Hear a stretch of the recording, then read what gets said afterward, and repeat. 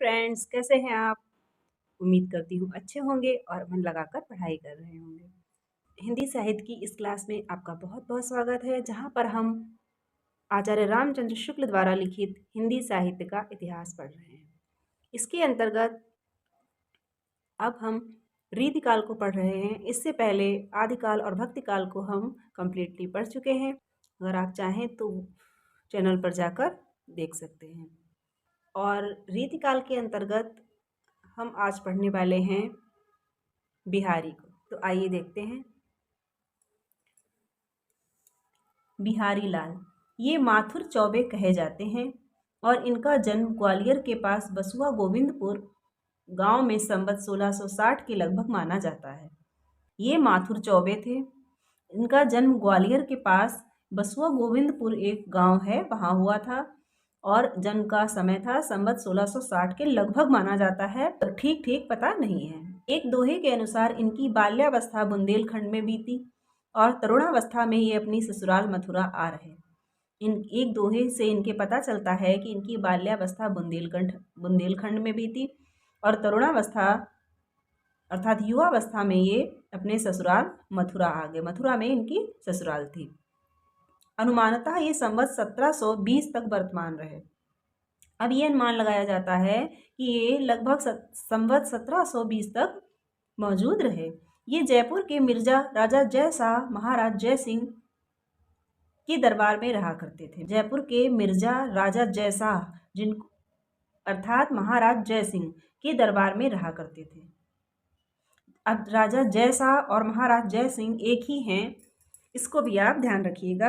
कहीं जय सिंह ना लिखकर मिर्जा राजा जय शाह दे दिया जाएगा तो कन्फ्यूजन क्रिएट हो सकता है। ये दरबार में रहा करते थे। कहा जाता है कि जिस समय वे कबीशर जयपुर पहुंचे उस समय महाराज अपनी छोटी रानी के प्रेम में इतने लीन रहा करते थे कि राजकाज देखने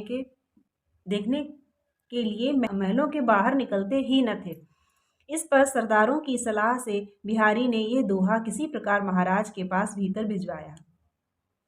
तो इन्होंने सरदारों ने इनको सलाह दी, तो इस पर इन्होंने एक दोहा लिखकर महाराज के पास भीतर जैसे तैसे भिजवाया। नहीं पराग नहीं मधुर मधु नहीं विकास यही काल, अली कली ही सौ बंध्यो आगे कौन हवाल। कहते हैं कि इस पर महाराज बाहर निकले और तभी से बिहारी का मान बहुत अधिक बढ़ गया। महाराज ने बिहारी को इसी प्रकार के सरस दोहे बनाने की आज्ञा दी। बिहारी दोहे बनाकर सुनाने लगे और प्रति दोहे पर एक अशर्फी मिलने लगी। इस प्रकार 700 दोहे बने जो संग्रहित होकर बिहारी सतसई के नाम से प्रसिद्ध हुए। तो इस प्रकार जब इन्होंने एक ये दोहा बनाया महाराज जय सिंह को सचेत करने के लिए, अपने राजकाज के प्रति उनका ध्यान आकर्षित करने के लिए कि नहीं पराग नहीं मधुर मधु नहीं विकास यही काल, अली कली ही सौ बंध्यो आगे कौन हवाल। तो यहाँ पर अन्योक्ति के माध्यम से बिहारी ने राजा जय सिंह को सचेत किया, समझाया। तो यहाँ पर ये पंक्ति के रूप में भी इम्पोर्टेंट है कि ये किसकी पंक्ति है, और दूसरा ये अलंकार के उदाहरण के रूप में पूछी जा सकती है कि इसमें कौन सा अलंकार है। तो इसमें अलंकार अन्योक्ति अलंकार है, वो इसलिए क्योंकि इसमें प्रतीकों अप्रस्तुत के माध्यम से प्रस्तुत का वर्णन किया गया है। तो यहाँ पर अन्योक्ति अलंकार है और ये बिहारी जी की पंक्ति है।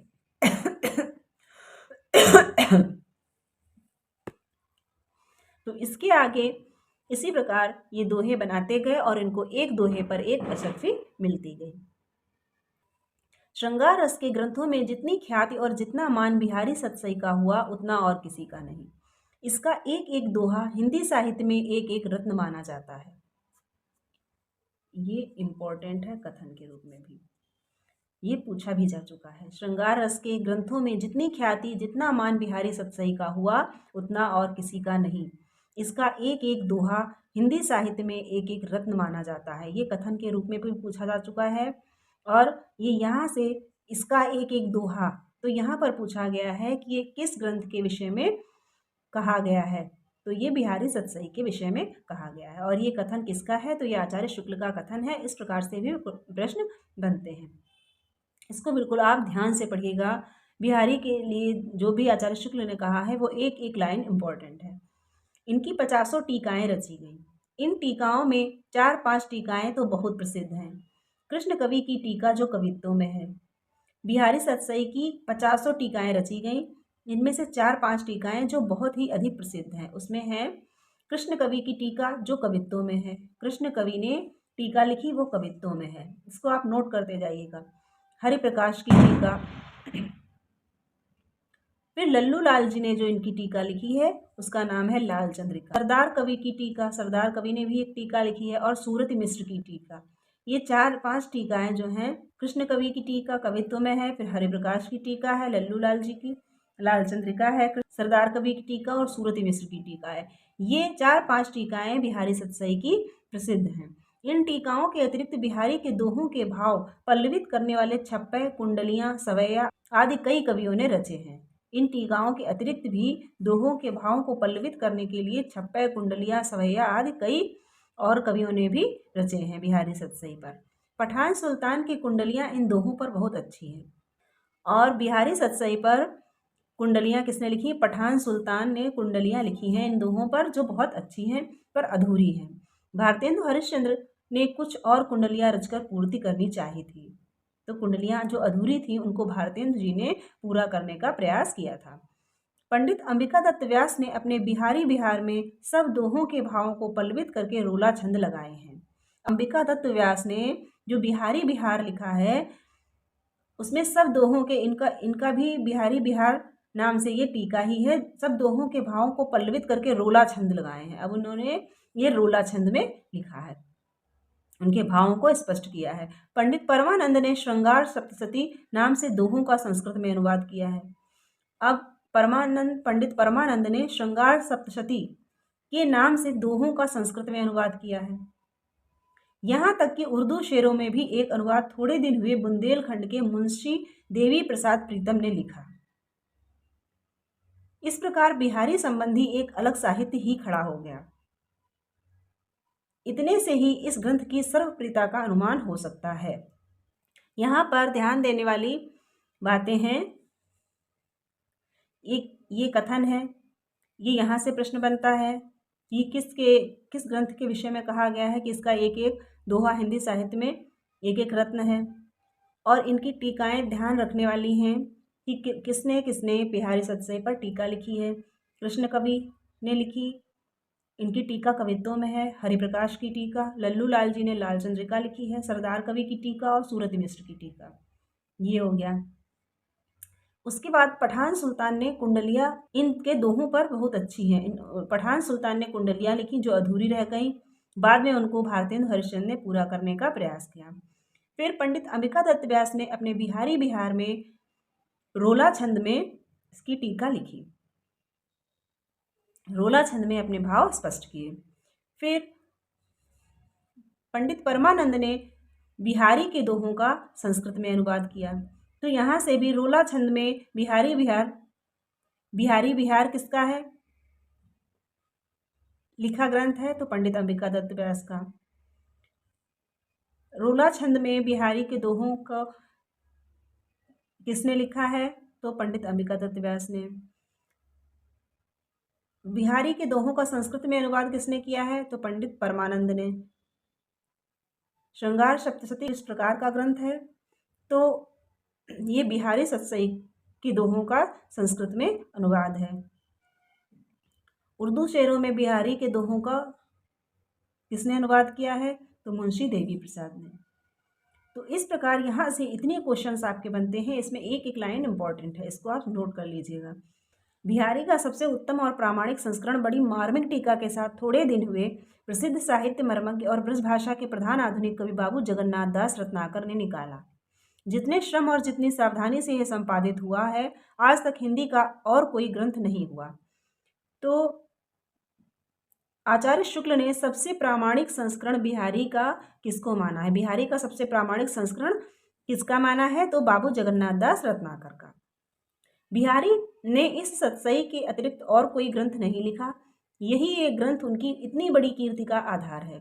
यह बात साहित्य क्षेत्र के इस तथ्य की घोषणा कर रहा है कि किसी कवि का यश उसकी रचनाओं के परिमाण के हिसाब से नहीं होता, गुण के हिसाब से होता है। मुक्तक कविता में जो गुण चाहिए वह बिहारी के दोहों में अपने चरम उत्कर्ष पर है। अब यहाँ पर कि किसी कवि का यश, ये यहाँ पे भी इम्पोर्टेंट कथन है, ये सभी पंक्तियाँ ही इम्पोर्टेंट है। मुक्तक कविता में जो गुण होने चाहिए वह बिहारी के दोहों में अपने चरम उत्कर्ष को पहुँचा है, इसमें कोई संदेह नहीं। मुक्तक में प्रबंध के समान रस की धारा नहीं रहती, जिसमें कथा प्रसंग की परिस्थिति में अपने को भूला हुआ पाठक मग्न हो जाता है और हृदय में एक स्थायी प्रभाव ग्रहण करता है। इसमें तो रस के ऐसे छींटे पड़ते हैं जिनसे हृदय कलिका थोड़ी देर के लिए खिल उठती है। यदि प्रबंध काव्य एक विस्तृत वनस्थली है तो मुक्तक एक चुना हुआ गुलदस्ता। इतना तो बहुत ही फेमस भी है और इम्पॉर्टेंट है। यहाँ से यहाँ तक पूरा ही इम्पॉर्टेंट है कि मुक्तक कविता में जो गुण होना चाहिए वो बिहारी में अपने चरम उत्कर्ष को पहुंचा था, इसमें कोई संदेह नहीं। मुक्तक में प्रबंध के समान रस की धारा तो नहीं बहती, परंतु उसमें रस के ऐसे छींटे पड़ते हैं जिससे हृदय कलिका थोड़ी देर के लिए खिल उठती है। तो ये पूरा ही कथन आचार्य शुक्ल का इम्पोर्टेंट है, इसको आप बिल्कुल ध्यान से पढ़िएगा। इसी तरह से ये सभा समाजों के लिए अधिक उपयुक्त होता है। उसमें उत्तरोत्तर अनेक दृश्यों द्वारा संगठित पूर्ण जीवन या उसके किसी एक पूर्ण अंग का प्रदर्शन नहीं होता, बल्कि कोई एक रमणीय खंड दृश्य इस प्रकार सहसा सामने ला दिया जाता है कि पाठक या श्रोता कुछ क्षणों के लिए मंत्रमुग्ध सा हो जाता है। इसी ये सभा समाजों के लिए अधिक उपयुक्त होता है कि उसमें उत्तरोत्तर एक के बाद एक दृश्य संगठित नहीं होते, घटनाएं घटित नहीं होती हैं, वो पूरे जीवन या किसी एक पूर्ण अंक का प्रदर्शन नहीं होता है मुक्तक में, बल्कि कोई एक रमणीय खंड होता है, रमणीय दृश्य होता है जो अचानक पाठकों के सामने ला दिया जाता है और कुछ क्षणों के लिए पाठक उसी में मंत्रमुग्ध हो जाते हैं। इसके लिए कवि को मनोरम वस्तुओं और व्यापारों का एक छोटा सा स्तवक कल्पित करके उन्हें अत्यंत संक्षिप्त और सशक्त भाषा में प्रदर्शित करना पड़ता है। इसके लिए कवि को मनोरम वस्तुओं और व्यापारों का छोटा सा स्तवक कल्पित करके उसे अत्यंत संक्षिप्त और सशक्त भाषा होनी चाहिए। भाषा मुक्तक की कैसी होनी चाहिए? सशक्त भाषा में प्रदर्शित करना पड़ता है। अतः जिस कवि में कल्पना की समाहार शक्ति के साथ भाषा की, यहाँ से भी इम्पोर्टेंट कथन है, अतः जिस कवि में कल्पना की समाहार शक्ति के साथ भाषा की समाहार शक्ति जितनी अधिक होगी उतनी ही वह मुक्तक की रचना में सफल होगा। ये क्षमता बिहारी में पूर्ण रूप से वर्तमान थी। इसी से वे दोहे ऐसे छोटे छंद में इतना रस भर सके हैं। इनके दोहे क्या हैं? रस के छोटे छोटे छींटे हैं। इनके दोहे क्या हैं? रस के छोटे छोटे छींटे हैं। कभी कभी इतना सा भी कथन पूछ दिया जाता है कि ये किस आलोचक का कथन है। और यहाँ से समाहार शक्ति जितनी अधिक होगी रचना में सफल होगा। तो ये यहाँ तक पूरा का पूरा कथन, आपका पूरा पैरा ही इम्पोर्टेंट है। इसी से किसी ने कहा है, उसी के आधार पर कि इनके दोहे क्या हैं? रस के छोटे छोटे छींटे हैं और उनमें समाहार शक्ति बहुत ज़्यादा है। तो उसी को यहाँ पर एक उदाहरण दे रहे हैं। सतसैया के दोहरे ज्यों नावक के तीर, देखत में छोटे लगें बेधें सकल शरीर। देखने में तो छोटे हैं लेकिन पूरा शरीर ही बेध देते हैं, मतलब पाठक के मन को पूरी तरह से हिला देने की क्षमता रखते हैं बिहारी के दोहे। बिहारी की रस व्यंजना का पूर्ण वैभव उनके अनुभवों के विधान में दिखाई पड़ता है। अधिक स्थलों पर तो इनकी योजना की निपुणता और उक्ति कौशल के दर्शन होते हैं, पर इस विधान से इनकी कल्पना की मधुरता झलकती है। अनुभवों और हावों की ऐसी सुंदर योजना कोई श्रृंगारी कवि नहीं कर सकता। ये भी इम्पोर्टेंट है। अनुभवों और हावों की ऐसी सुंदर योजना कोई श्रृंगारी कवि नहीं कर सकता। ये किस आलोचक का कथन है और किसके लिए कहा गया है? तो ये आचार्य शुक्ल का कथन है और बिहारी के लिए कहा गया है। तो इन बिहारी के लिए कही गई आचार्य शुक्ल की एक एक उक्ति इम्पोर्टेंट है। एक एक पंक्ति जो इसमें दी है वो इम्पोर्टेंट है। नीचे की हाव भरी सजीव मूर्तियां देखिए, बदरस लालच लाल की मुरली धरी लुकाए, सौह करे भौहन हंसे दैन कहे नट जाए, नासा मोर नचाई द्रग करी कका की सौह, कांटे सी कसके हिए गड़ी कटीली भौं, ललन चलन सुनिपलन में असुआ झलके आए, भई लखाए न सखिन हो झूठे ही जमुआए। तो इस प्रकार की पंक्तियां जो हैं ये बिहारी सही की अनुपम निधि है। पाठकों के लिए यह अनुपम निधि है। ऐसे हाव भावों की कल्पना यहाँ पर बिहारी ने की है कि उनकी कल्पना की जो मधुरता है वो इन दोहों से झलकती है। भाव व्यंजना या रस व्यंजना के अतिरिक्त बिहारी ने वस्तु व्यंजना का सहारा भी बहुत लिया है। विशेषता शोभा या कांति, सुकुमारता, विरहताप, विरह की शीर्णता आदि के वर्णन में। कहीं कहीं वस्तु व्यंजना औचित्य की सीमा का उल्लंघन करके खिलवाड़ के रूप में हो गई है। उन्होंने भाव व्यंजना रस व्यंजना के अतिरिक्त वस्तु व्यंजना का सहारा भी लिया है, जो कहीं अतिशयता को प्राप्त होकर खिलवाड़ के रूप में हो गई है। पत्रा ही तिथिपाइये, पत्रा ही तिथिपाइये, वाघर के चहुपास, नित्य प्रति पुण्यो ही रहे, नित्य प्रति पुण्यो ही रहे, आनन ओप उजास, छाले परिबे के डरन सकै न हाथ छुआए, झिझकत हिये गुलाब के झवा झवा बति पाए। इत आवत चली जात उत चली छसातक हाथ, चढ़ी हिंडोरे सी रहे, लगी उसासन साथ, सीरे जतनन शिशिर ऋतु सही बिरहिन तनताप, बसिबे कौ ग्रीष्म दिनन पर्यो परो से निपाप, आड़े दय आले बसन जाड़े हु की रात, साहस कह के नेह बस सखी समय ढिक जात। तो इस प्रकार यहाँ पर इन दोहों में विरह की अतिशयता जो है उसका यहाँ पर वर्णन किया गया है कि विरह की इतनी अतिशयता, इतनी अत्यधिक विरह ताप से वो जल रही है कि जाड़े में भी सखियाँ जो हैं उसको उसके पास साहस करके जाती हैं। इतना ताप है उसके तन का कि सखियाँ जो हैं जाड़े में भी बहुत हिम्मत करके ही उसके पास जा पाती हैं। तो इस प्रकार इन्होंने यहाँ पर विरह ताप की अतिशयता का वर्णन किया है, जो कि हास्यास्पद हो गया है, ये आचार्य शुक्ल कह रहे हैं। अनेक स्थानों पर इनके व्यंग्यार्थ को स्फुट करने के लिए बड़ी क्लिष्ट कल्पना अपेक्षित होती है। इनके जो व्यंग्यार्थ हैं उनको स्फुट करने के लिए, जानने के लिए, उनको समझने के लिए क्लिष्ट कल्पना अपेक्षित होती है। ऐसे स्थलों पर केवल रीत या रूढ़ ही पाठक की सहायता करती है और उसे पूरे प्रसंग का आक्षेप करना पड़ता है। ऐसे दोहे बिहारी में बहुत से हैं, पर यहाँ दो एक उदाहरण ही पर्याप्त होंगे। डीठ परोसिन ईठ है, गहे जु गए सयान, सब संदेशे कही कहो मुस्कुराहट मेहमान, नए बिरह बढ़ती बिथा खरी बिकल जिय बाल, बिलखी देख परोसिन्यो हरस हंसी तिहि काल। इन उदाहरणों से यह स्पष्ट है कि बिहारी का गागर में सागर भरने का जो गुण इतना प्रसिद्ध है, वह बहुत कुछ रूढ़ की स्थापना से ही संभव हुआ। यदि नायिका भेद की प्रथा इतने जोर शोर से न चल गई होती तो बिहारी को इस प्रकार की पहेली बुझाने का साहस न होता। अलंकारों की योजना भी इस कवि ने बड़ी निपुणता से की है। किसी किसी दोहे में कई अलंकार उलझ पड़े हैं, पर उनके कारण कहीं भद्दापन नहीं आया है। इन्होंने अलंकारों की योजना भी बड़ी निपुणता से की है, बड़ी सुंदरता से की है, और किसी किसी दोहे में कई अलंकार हैं पर उनके कारण कहीं भद्दापन नहीं आया है। असंगति और विरोधाभास की ये मार्मिक और प्रसिद्ध उक्तियाँ कितनी अनूठी हैं। जो ये दोहा दिया हुआ है इसमें असंगति और विरोधाभास अलंकार जो है दोनों देखने को मिलता है। दृग अर्झत टूटत कुटुम्ब, जुरत चतुरचित प्रीति, परति गांठ दुर्जन हिये, दई नई यह रीति, तंत्री नाद कवित्र सरस राग रतिरंग, अन बूढ़े बूढ़े तिरे, जे बूढ़े सब अंग। तो इसमें विरोधाभास और असंगति दोनों अलंकारों की झलक है। दृग अरुझति, नैन उलझते हैं, दृग उलझते हैं, पर कुटुंब टूटते हैं। चतुर लोगों के चित्त में प्रीति जुड़ जाती है, चतुर लोगों के चित्त प्रीति से जुड़ जाते हैं। परति गांठ दुर्जन हिये, और गांठ कहाँ पड़ती है? दुर्जनों के हिये में, हृदय में गांठ पड़ जाती है। दई नई यह रीति, ये एक नई ही रीति है। इसी प्रकार इस दोहे में भी अन बूढ़े बूढ़े तिरे, जे बूढ़े सब अंग, अन बूढ़े बूढ़े तिरे, अन बूढ़े जो डूबे नहीं थे वो डूब गए, और वो पार उतर गए, जो सब अंग डूब गए थे वो पार उतर गए, जो डूबे नहीं थे वो डूब गए। तो दो एक जगह व्यंग्य अलंकार भी बड़े अच्छे ढंग से आए हैं। इस दोहे में रूपक व्यंग्य है।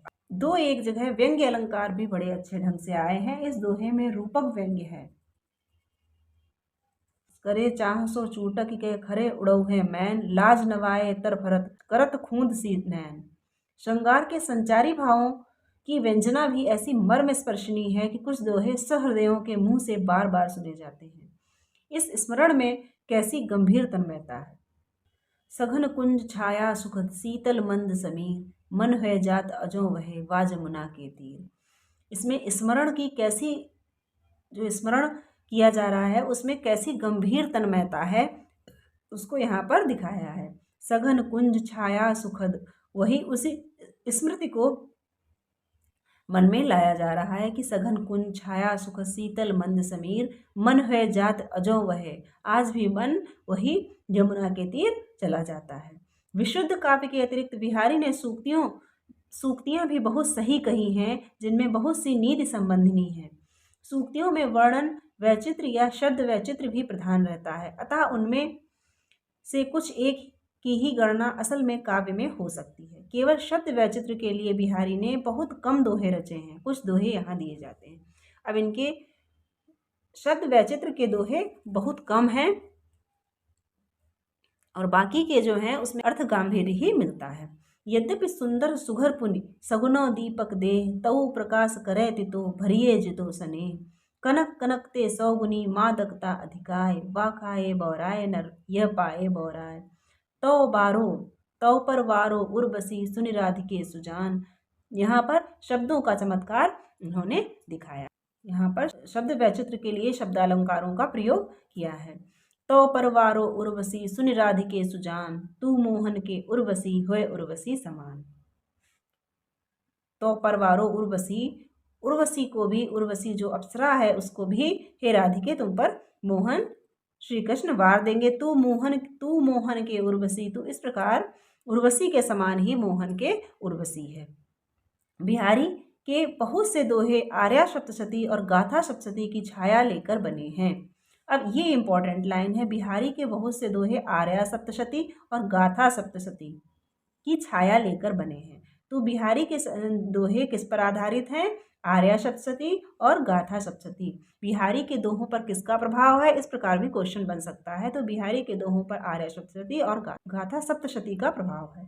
इस बात को पंडित पद्म सिंह शर्मा ने विस्तार से दिखाया है, पर साथ ही उन्होंने ये भी स्पष्ट किया है कि बिहारी ने गृहीत भावों को अपनी प्रतिभा के बल से किस प्रकार एक स्वतंत्र और कहीं कहीं अधिक सुंदर रूप दे दिया है। अपनी प्रतिभा के बल से जो भाव उन्होंने ग्रहण किए उनको भी बहुत सुंदर रूप दे दिया है। बिहारी की भाषा चलती होने पर भी साहित्यिक है, वाक्य रचना व्यवस्थित है और शब्दों के रूप का व्यवहार एक निश्चित प्रणाली पर है। यह बात बहुत कम कवियों में पाई जाती है। ब्रजभाषा के कवियों में शब्दों को तोड़ मरोड़ कर विकृत करने की आदत बहुतों में पाई जाती है। बहुत से ब्रजभाषा के जो कवि हैं वो शब्दों को तोड़ मरोड़ कर विकृत करके प्रस्तुत करते हैं। भूषण और देव ने शब्दों का बहुत अंग भंग किया है। उसमें से विशेषता इन्होंने भूषण और देव का नाम लिया है, जिन्होंने शब्दों का बहुत ही अंग भंग किया है, अर्थात उनको विकृत किया है और कहीं कहीं गणंत शब्दों का व्यवहार किया है और कहीं कहीं मनगढ़ंत शब्दों का व्यवहार प्रयोग भी किया है। बिहारी की भाषा इस दोष से भी बहुत कुछ मुक्त है। इनकी भाषा जो है इस दोष से मुक्त है। दो एक स्थल पर ही स्मर के लिए समर ककय ऐसे कुछ विकृत रूप मिलेंगे। इस प्रकार के कुछ ही विकृत रूप हैं जो यह भी नहीं जानते कि क्रांति को संक्रमण अपसक्रोन भी कहते हैं। अच्छ साफ के अर्थ में संस्कृत शब्द है। रोज रुलाई के अर्थ में आगरे के आसपास बोला जाता है और कबीर जैसी आदि द्वारा बराबर व्यवहृत हुआ है। सोन जाई शब्द स्वर्ण जाति से निकला है। जूही से कोई मतलब नहीं। संस्कृत में वारी और वार दोनों शब्द हैं और वार्द का अर्थ भी बादल है। मिलान पड़ाव या मुकाम के अर्थ में पुरानी कविता में भरा पड़ा है। चलती ब्रजभाषा में पिछान्ना रूप ही आता है। खटकत का रूप बहुवचन में भी यही रहेगा। यदि 50 शब्द उनकी समझ में ना आए तो बेचारे बिहारी का क्या दोष। तो ये इनके शब्दों के विषय में आचार्य शुक्ल का विश्लेषण था कि किस प्रकार इनकी भाषा में शब्द हैं और अन्य कवियों की भांति इन्होंने शब्दों को विकृत नहीं किया है, वो दोष इनमें बहुत कम पाया जाता है।